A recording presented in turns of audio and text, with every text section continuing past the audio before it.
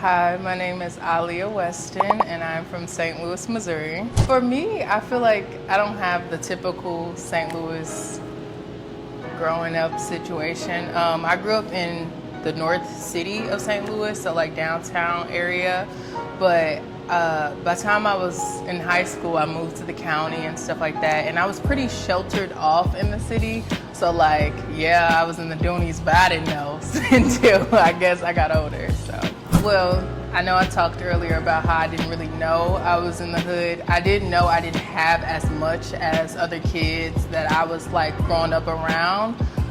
So getting into creativity and like just anything I do really, I kind of started off doing YouTube videos, and I was really interested in seeing that on the internet and seeing people like show their lives and what it looked like, and I wanted people to see my life. So I used to take a mason jar and put sand in it, and then take a selfie stick and put the selfie stick in the mason jar of sand and like treat it like a tripod, and I would just take my phone and start making YouTube videos, and that kind of curated the lifestyle I live now on the internet. I just kind of, anytime I want to do anything, I go back to that like innovative mind I had at 12 years old and kind of curate from there.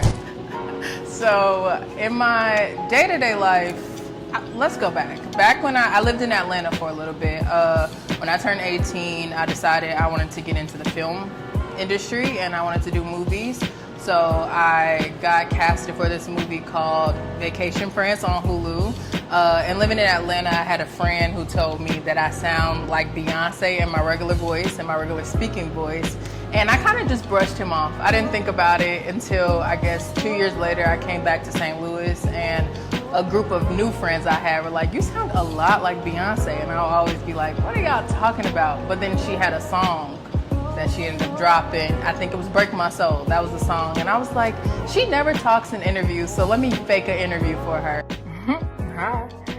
Julius, pass my husband a water bottle because he is obviously very thirsty. I don't know. You drinking out of Grammys, going on stage, telling people I don't get no awards. What's going on with you? And I guess the world also thought I sounded like Beyonce. So then from there, I just kind of kept it going. I knew I could dance. I knew I could act. And so I was like, why not make it a whole production thing? And it just kind of stuck. And then from there, I was like, okay, I have all these other voices. Let's pull them in. So I started doing like Hallie, Riley from Boondocks, anything that kind of just came to mind. Actually, I started going viral before I started doing Beyonce videos. So when I started doing Beyonce videos, I had 60,000, maybe 70,000 followers on TikTok. But I was showing people my life. People really enjoy seeing like the world of an actress that wasn't signed, or a girl who wanted to get signed as a model, or a girl who was on the set with John Cena. Like that was interesting to people. So I had a lot of people following me for that. Plus I kind of just made really motivating videos on YouTube and TikTok, and I would kind of just tell people like, everything you want is about your mindset. And then from there, I guess I gained a really great cult following. But after that, I guess the Beyonce thing was kind of the thing that just took me overboard. So now I have 300,000, which is crazy to think about, but yeah. I have a song out. She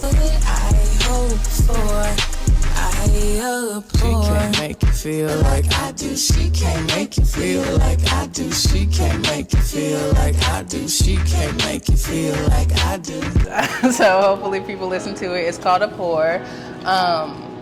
Honestly, I don't know if I'm gonna move into the pop star making music lane. I just wanted to make a song. I've been reached out to now by producers who work with like huge artists like Selena Gomez and Dua Lipa, and I think that's crazy because in my head I'm like, I'm a little girl from St. Louis, like thank you. But either that, get into music I guess more, but I really want to get into directing and producing. So me and my I like to call them my collaborators, are working on a web series soon, because I just want to show what it looks like to live as a 20-something-year-old adult in America, especially a black adult in America, but a young one. So like that 20 to 23 range, 20 to 24 range. It's a very specific niche type of group, and I don't think there's a lot of people that kind of give us that space to be, you know, represented.